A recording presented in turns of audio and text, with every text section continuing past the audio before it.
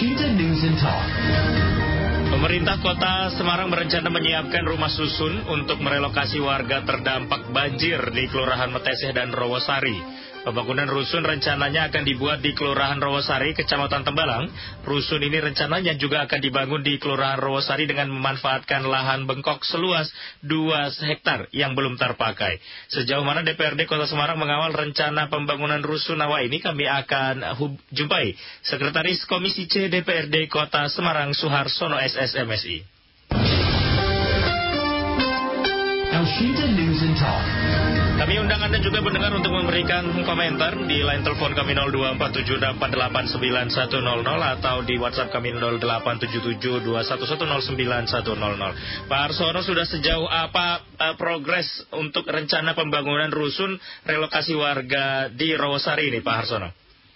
Ya, Assalamualaikum Mas Muhammad. Waalaikumsalam warahmatullahi wabarakatuh. Ya, maaf ini baru bisa gabung. Iya, sudah lama ini tidak bersama dengan Elshinta ya Pak Harsono ya. Iya. Iya. Jadi kaitannya rencana relokasi warga yang terdampak banjir yang terjadi hampir setiap tahun ini, menurut kami sangat mendukung, mensupport supaya itu dilaksanakan secepat mungkin, mengingat memang kondisi cuaca dari tahun ke tahun itu kan memang sudah menentu ya, karena ada perubahan kondisi iklim begitu kan. Jadi kami berharap sejak setahun yang lalu ketika terjadi tahun 2020 itu kita juga sudah mendorong kepada pemerintah kota agar pemerintah kota bertanggung jawab atas kondisi dampak yang ditimbulkan banjir kepada warga di perumahan Dinar Indah itu. Ya, itu sudah lama sebenarnya kita minta untuk direlokasi karena kejadian itu kan sudah terjadi sejak 2015, 2017, 2020 kan begitu. Tahun kemarin 2020 kita minta sebenarnya, tetapi ternyata respon dari pemerintah belum cukup siap begitu ya, karena masalah regulasi, karena masalah hal yang mungkin sifatnya teknis.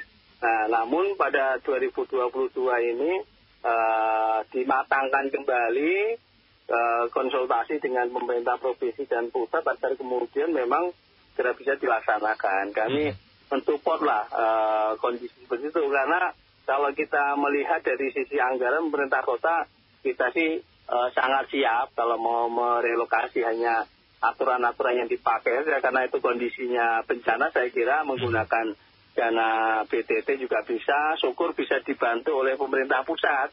UPR itu kan memang ada anggaran untuk rumah susun itu ya bagi masyarakat. Saya kira itu bisa dimanfaatkan. Yang penting komunikasi yang baik dengan pemerintah pusat begitu.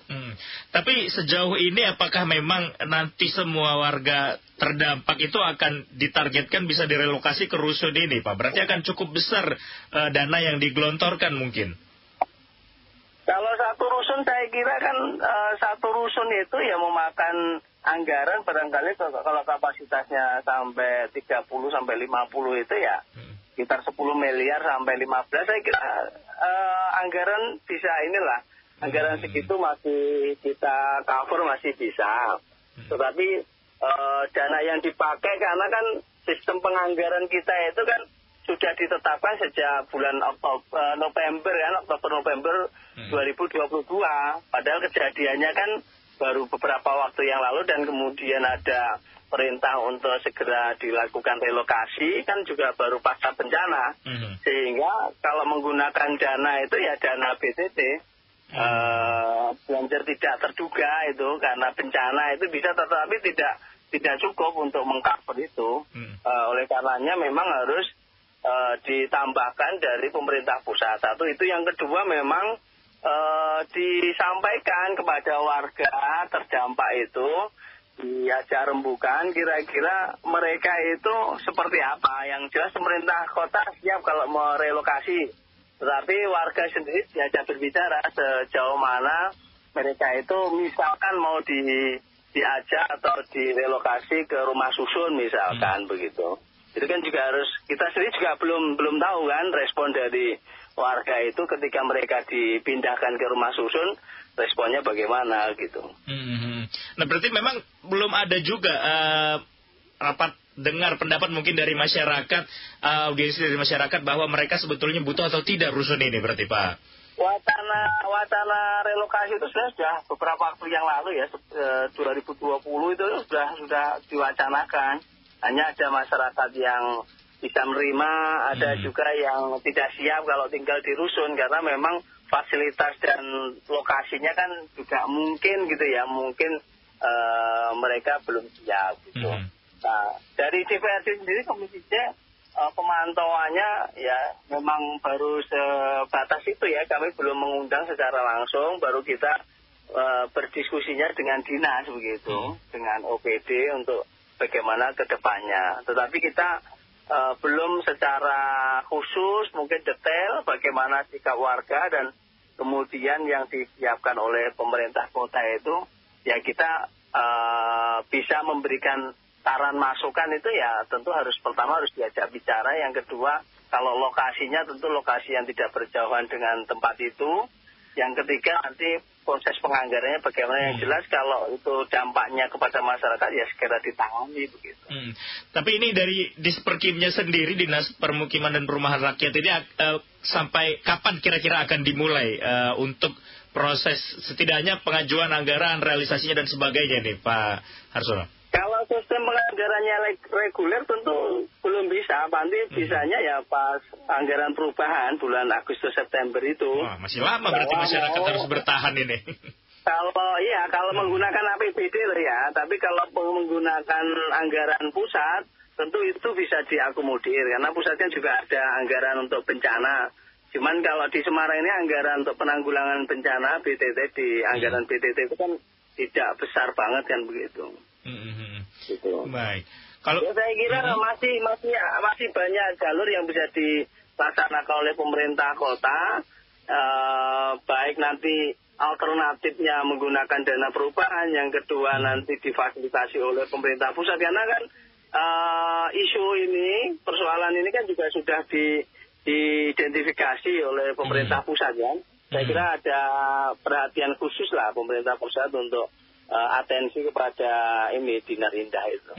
Tapi sejauh ini sudah seberapa jauh aktivitas atau misalnya koordinasi yang dilakukan di Disperkim dengan DPRD Komisi C khususnya ya Pak Harsono, mengingat tadi ini kan bisa jadi masyarakatnya juga tidak mau atau ternyata pembangunannya juga masih lama kemungkinan, kalaupun bisa memungkinkan anggaran turun bulan Agustus. Mau nggak mau masyarakat tadi Rawasari bertahan. Ini sejauh apa koordinasi dari Disperkim sendiri? Ya nanti kami dari Komisi C akan segera melakukan dengar pendapat dengan dinas-dinas terkait supaya persoalan ini lebih segera direspon dan alternatif pembangunannya seperti apa, anggarannya bagaimana, itu nanti akan segera kami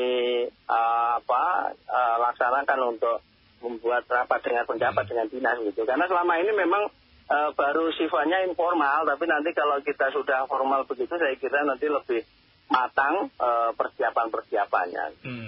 Nah, ini kan nanti bentuknya rusun sewa berarti ya Pak Harsono ya. Apakah masyarakat juga nanti, nah ini akan menjadi banyak alternatif saya kira, banyak alternatif. Kalau itu relokasi bisa jadi kan seperti di rumah deret nelayan itu kan itu bukan sewa itu. Itu jadi seperti itu yang yang kena di sungai itu ya, di kali Tenggang banjir Kanal Timur itu. Kemudian bisa juga sewa. Kalau rusun sih di Semarang selama ini sewa, tetapi kalau mau dibentukkan rumah deret seperti yang di Gayam Sari itu kan juga kemungkinan. Makanya semuanya kita akan inventarisasi alternatif yang jelas harus segera diselesaikan persoalan yang dihadapi oleh masyarakat itu. Baik. Apa mungkin masukan yang disampaikan Komisi C ke dinas terkait atau Pemkot Semarang khususnya ini berarti Pak Harsono? Ya, respon untuk membantu masyarakat harus segera dilaksanakan. Jangka pendeknya berarti selama mereka masih menunggu pembangunan atau proses pembangunan tentu harus dikuatkan sehingga mengantisipasi tidak terjadi luapan air gitu kan, jangka pendeknya kan begitu. Yang kedua juga kalau memungkinkan dipindahkan dulu bagi masyarakat yang memang mengkhawatirkan kondisinya, ya harus disediakan tempat sementara sampai nanti itu nanti ada relokasi resmi kemana begitu. Saya kira itu jangka pendeknya. Jangka panjangnya tentu nanti kami akan mendorong supaya apakah nanti dibangun rusun atau kemudian ada sifatnya tukar guling misalkan ya. Kan bisa saja itu masuknya ke tukar guling tanahnya yang di sana itu untuk asetnya Pemkot, kemudian asetnya Pemkot yang lain itu dibangun untuk kepentingan masyarakat juga memungkinkan. Baik, harapannya memang ini bisa menjadi solusi yang cukup baik bagi warga Rosari yang terdampak banjir kemarin ya Pak Harsono ya. Oh ya. Baik, terima kasih banyak atas kesempatan waktunya siang hari ini Pak Harsono, sehat selalu. Assalamualaikum warahmatullahi wabarakatuh.